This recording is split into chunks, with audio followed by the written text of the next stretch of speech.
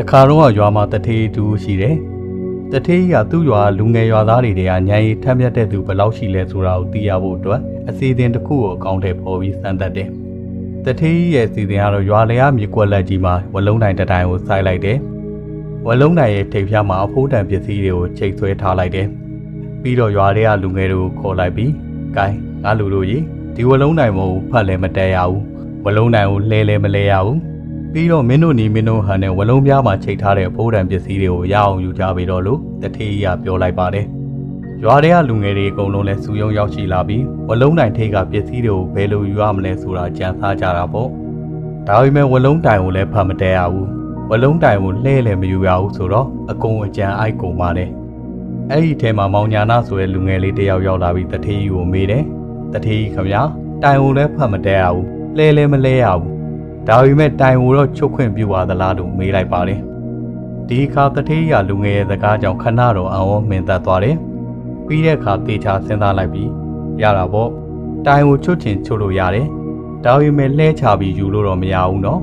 တိုင်ကိုချွတ်ပြီးသွားရင်လည်းဒီတိုင်ထောင်ရအနေထားနေပဲရအောင်ယူရမယ်လို့ပြောပါတယ်မောင်ညာနာလည်းဝမ်းသာအားရနဲ့ဝလုံးတိုင်ကိုချွတ်လိုက်တယ်ပြီးတဲ့အခါထောင်ရက်အတိုင်းပဲတဲမထုတ်လိုက်ပြီးမလန့်မကမ်းမှာရှိတဲ့ရေတွင်းစီကိုအပြေးလွှားယူသွားပါတယ်ပြီးတဲ့အခါဝလုံးတိုင်ကိုရေတွင်းထဲကိုတဖြည်းဖြည်းချင်းချလိုက်တယ်ဝလုံးတိုင်ကိုရေတွင်းထဲကိုချလိုက်ပြီးဝလုံးပြားကိုမှီလောက်တဲ့အနေထားကိုရောက်လာတဲ့အခါမှာဝလုံးပြားမှာချိတ်ဆွဲထားတဲ့ပစ္စည်းတွေကိုတစ်ခုချင်းစီဖြုတ်ယူပါတယ်တထေးကြီးနဲ့လူတချို့ကမောင်ညာနာရဲ့ညံကောင်းမှုကိုလက်ခုပ်လက်ဝါးတီးပြီးအတိမတ်ပြုကြတယ်ဒါပေမဲ့တချို့လူတွေကတော့ဘာဆန်းလို့လဲသူ့လုပ်ပြတာဘာထင်ကြီးစရာမှမရှိပါဘူးအစာကလေးကဝလုံးကိုချုပ်လို့ရတယ်လို့ပြောရင်ငါတို့လည်းလုံးလို့ရတာပေါ့ဆိုပြီးမနာလိုတဲ့စိတ်တွေနဲ့အပြစ်တင်စကားဆိုကြပါတယ်ဒီစကားကိုကြားတဲ့အခါမှာတထေးကြီးဟာအဲ့ဒီလူတွေဘက်ကိုလှည့်လိုက်ပြီးဒီမှာမောင်ရင်တို့သူများလုံးလို့ဖြစ်တယ်ဆိုတော့မှငါ့ကိုလည်းလုံနိုင်တယ်ဆိုတာပေါ့ဆိုကြတဲ့ဟာမောင်ရင်တို့ဟာဥဆောင်သူတွေမဟုတ်တော့ဘူးနောက်လိုက်တွေပဲဖြစ်လိမ့်မယ်နောက်လိုက်တော့မှနောက်ကနေဖြောင်းဖြောင်းလိုက်တဲ့သူတွေမဟုတ်ဘူးကန့်လန့်တိုက်ပြီးလိုက်တတ်တဲ့သူတွေပဲပြီးတော့အစကတည်းကမောင်ရင်တို့အနေနဲ့မေးကြပါတော့လားမောင်ညာနာဖြစ်နိုင်တဲ့နီလန်းကိုအရင်ကြံစပြီးမှဝလုံးကိုချွတ်လို့ရလားလို့မေးတယ်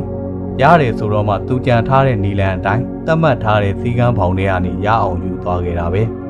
သူ့လိုစိတ်ကူးစိမ်မမရှိလို့ကိုအားမလုံးနိုင်ခဲ့ရင်လေသူ့လုံးပြသွားတာကိုကောင်းကောင်းမွန်မွန်ကြည့်နီးနာယူပြီးနောက်လိုက်ကောင်းနေဖြစ်အောင်ကြင်ကြံကြပါတော့လားကွယ်ဒီလိုမဟုတ်ပဲသူ့ကိုရှုံချပြီးကန်လန်တိုင်းအပြစ်တင်တကားတွေပဲစိုးနေမယ်ဆိုရင်ကိုယ့်ရဲ့ယုံမာတဲ့စေအခမ်းကိုလူသိအောင်ချပြလိုက်တယ်လို့ပဲဖြစ်သွားမှာပေါ့ဒီတော့ကိုယ့်ရဲ့မကောင်းတဲ့ခြင်းကိုလူသိသွားတာပဲဖတ်တင်ပြီးမင်းတို့ပဲရှက်ရကြတော့မှာပေါ့လို့ပြောလိုက်ပါတော့တယ်မှန်ပါတယ်ကိုမလုံနိုင်တဲ့အလုပ်တစ်ခုကိုလုံနိုင်တဲ့သူဟာဥဆောင်လုပ်တာကိုအားမပေးခြင်းနေပါသူတော်ဘာလုံနေတာကိုအနှောက်ယှက်ဖြစ်အောင်တော့ကန့်လန့်တိုက်ပြီးအပြစ်ပြောတတ်တဲ့သူတနည်းအားဖြင့်လူကန့်လန့်နေကျွန်တော်တို့ပတ်ဝန်းကျင်မှာပေါ်မှာပေါ်ပါဒီလိုလူကန့်လန့်နေမဖြစ်ကြသေးဖို့အတွက်သူတော်ဘာကြိုးစားလို့အောင်မြင်သွားတာကိုမြင်တဲ့အခါမှာမနာလိုသိတင်မှုရင်ပဲချီကျူးသိရင်ချီကျူးလိုက်ပါဝမ်းသာသိရင်ဝမ်းသာပေးလိုက်ပါ